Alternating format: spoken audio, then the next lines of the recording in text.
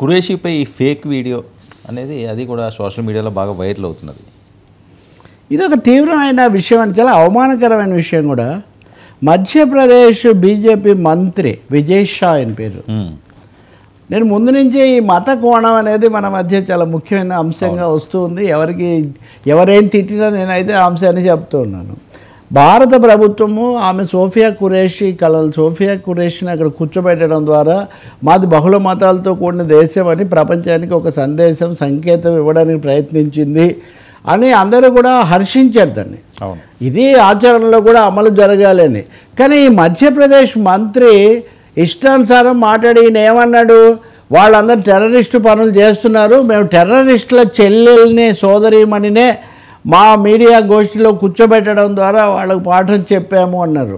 నువ్వెవరు అసలు టెర్రరిస్టు చెల్లెలని ఏ ఆధారంతో చెప్పారు? ఈయన మధ్యప్రదేశ్ గిరిజన శాఖ మంత్రి విజయ్ షా ఏ ఆధారంతో చెప్తారు? ఆమె ఖురేషి, ఆమె పేరు సోఫియా ఖురేషి అన్న విషయం తప్పిస్తే టెర్రరిస్టులకు ఆమెకి ఏంటి సంబంధం? అంటే ఒక విధంగా మీరు ముస్లిమ్స్ అయిన వాళ్ళు టెర్రరిస్టులు, వాళ్ళ చెల్లెళ్ళు అనే ఒక మాట మీరు అంటున్నారు. ఇది ఘోరమైన విషయం కదా. దేశం ఒకసారి అట్టుడిగిపోయింది. దీని మీద అట్టుడిగిపోయి ఏమైందంటే మధ్యప్రదేశ్ హైకోర్టు ఇదేదో ఎవరో వ్యాఖ్యాతలో కాదు, చాలా తీవ్రంగా స్పందించి వీడి మీద వెంటనే ఎఫ్ఐఆర్ పెట్టండి, వెంటనే చర్య తీసుకోండి, భారత న్యాయ సంహిత BNS చెప్పేటటువంటి జాతుల మధ్య ఐక్యత బాధ్యత రహిత్యం ఈ సెక్షన్స్ అన్ని కూడా మంత్రి మీద పెట్టండి అని చెప్పారు. చెప్తే వాళ్ళ తరఫున ఉన్నటువంటి అడ్వకేట్ జనరల్ ఎవరో ఉంటాడు కదా, ఆయన లేదు ఒక్కరోజు సమయం ఇవ్వండి, పత్రికల్లో వచ్చినంత మాత్రాన అన్నీ నిజం కాదు కదా అని అడిగితే క్వశ్చన్ లేదు, మేము పత్రికల్లోనే చూసి చెప్పడం లేదు, టీవీలో కూడా మేము ఆయన వీడియో ఫుటేజ్ మేము పూర్తిగా గమనించాము, మీకు మ్యాక్సిమం 4 hours ఇస్తాం. మీరు చూడండి, ఒక హైకోర్టు ఒక రాష్ట్ర మంత్రి మీద ఈ స్థాయిలో స్పందించాల్సి వచ్చిందంటే దేశంలో కొన్ని కోణాల్లో పరిస్థితులు ఎలా క్షీణించిపోయాయి అనేది మనకు అర్థమవుతుంది. కాబట్టి సరే హైకోర్టు అన్న జోక్యం చేసుకుంది, వెంటనే ఇది మంచిదే అని మనం కొంచెం సంతృప్తి చెందే లోపల బుద్ధి రానటువంటి మంత్రి గారు, బుద్ధి రాదని ఎందుకు అంటున్నానో మీకు ఇప్పుడు తెలుస్తుంది, సుప్రీంకోర్టుకి వెళ్ళాడు. నా మీద ఇలా చర్య తీసుకోమని హైకోర్టు ఆదేశించింది, మీరు వెంటనే దీన్ని నిలుపుదల చేయాలి, నేనేమి అలా ఏదో అంటే సుప్రీంకోర్టు ఈరోజు ఇందాక చివాట్లు పెట్టింది.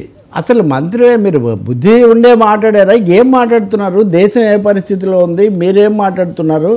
విచారణ రేపు చేస్తాం కానీ ముందు మీరు వీరికి క్షమాపణ చెప్పండి, ఫార్మల్ విచారణ రేపు చేస్తాం కానీ ముందు మీరు దీనికి సంజాయిషి క్షమాపణ చెప్పండి, ఈ విధమైనటువంటి బాధ్యతారహితంగా అడ్డగోలుగా మీరు మాట్లాడకండి అని చాలా ఖచ్చితంగా హెచ్చరించింది. కోర్టులను మనం అభినందిస్తూనే అధికార పార్టీకి, అందులో కూడా దేశాన్ని పాలిస్తున్నటువంటి పార్టీకి సంబంధించిన మంత్రి ఎవరో మామూలు మనిషి కాదు.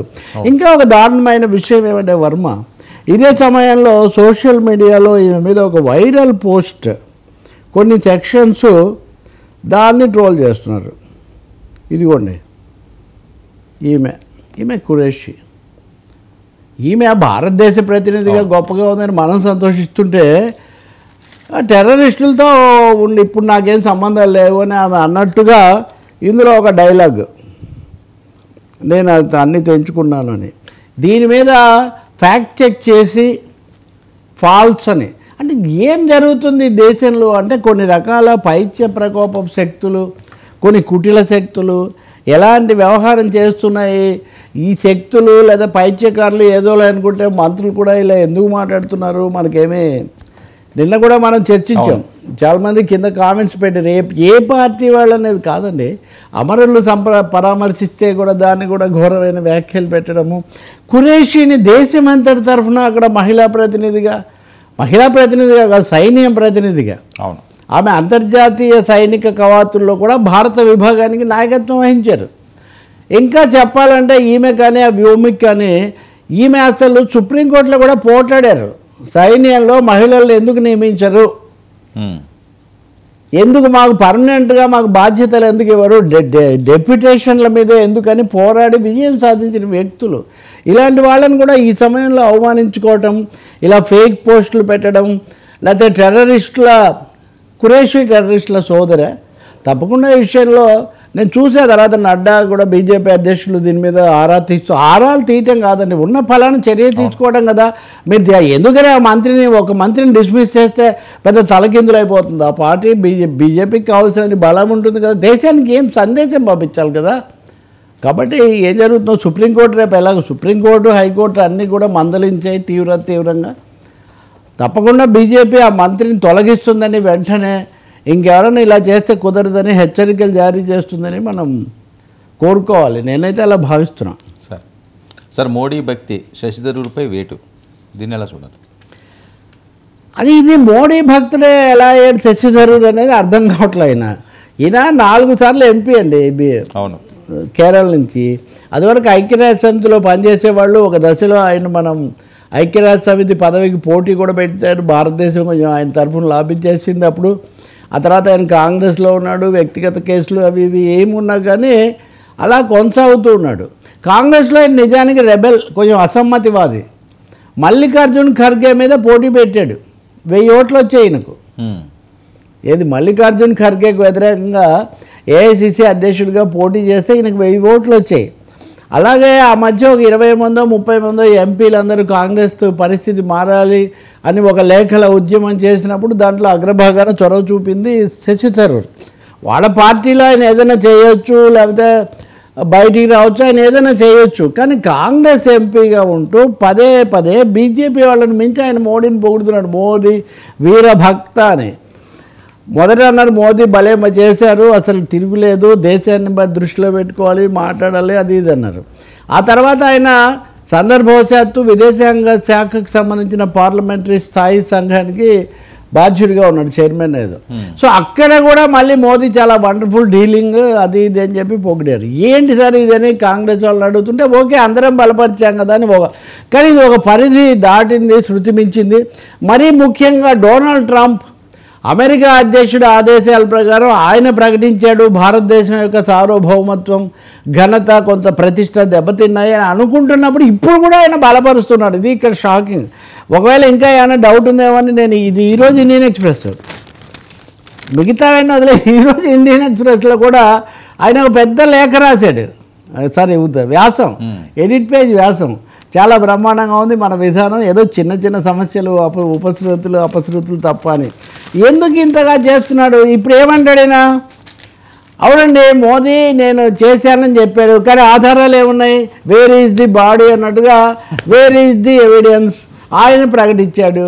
ఈయన ఫోన్ చేశాడు. ఎప్పుడు మీరు మధ్యవర్తిత్వం అంటారంటే భారత విదేశాంగ మంత్రి ట్రంప్కు ఫోన్ చేసి మీరు మా తరఫున మధ్యవర్తిత్వం వహించండి అని అడిగితే ఆయన ఓకే నేను చేశానని చెప్తే అప్పుడు మధ్యవర్తిత్వం. కానీ ట్రంప్ చెప్పుకున్నంత మాత్రాన ఎలా అవుతుంది? ఈ వాదనలని బీజేపీ వాళ్ళు చేస్తే మనం నడ్డా చేస్తే అర్థం చేసుకోవచ్చు, లేకపోతే ఇంకొక ఆయన కానీ శశి థరూర్ రెచ్చిపోయి చాలా విజృంభించి ఇవన్నీ మాట్లాడుతున్నారు. 1, 2 అన్ని విధాల రోజు ఇంటర్వ్యూలు ఇస్తున్నారు, రోజు సమర్థనకు బీజేపీ వాళ్ళకంటే వాదనలు. ఇంకా ఇప్పుడు ఈయన మోదీ భక్తుడైతే బీజేపీ వాళ్ళు శశి థరూర్ భక్తులైపోయి శశి థరూర్న సంబిత్ మహాపాత్రనో ఎవరో ఇలాంటి బీజేపీ వోకల్ వీళ్ళందరూ వాళ్ళు బలపరుస్తున్నారు.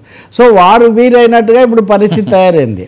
లేటెస్ట్ ఏమంటే నిన్న కాంగ్రెస్ వర్కింగ్ కమిటీ కాదు కానీ ఆ ముఖ్యమైన బృందం కూర్చొని మనం దీన్ని తీవ్రంగా తీసుకోవాలి, ఏం జరిగిందో దేశం తెలుసుకోవాలి, స్పెషల్ పార్లమెంట్ సెషన్ జరపాలని దానికోసం మనం ఒత్తిడి చేయాలి. నేను సిపిఎం ఎంఏ బేబీ కూడా హైదరాబాద్లో ఉన్నారు కదా, ఆయన కూడా అడుగుతున్నారు, అన్ని పార్టీలు అడుగుతున్నాయి. అంటుంటే ఏమీ అవసరం లేదు, మీరు ఇలాంటి సమయంలో దేశ రహస్యాలు పార్లమెంట్లో చర్చిస్తారా అని ఈయన స్టేట్మెంటు.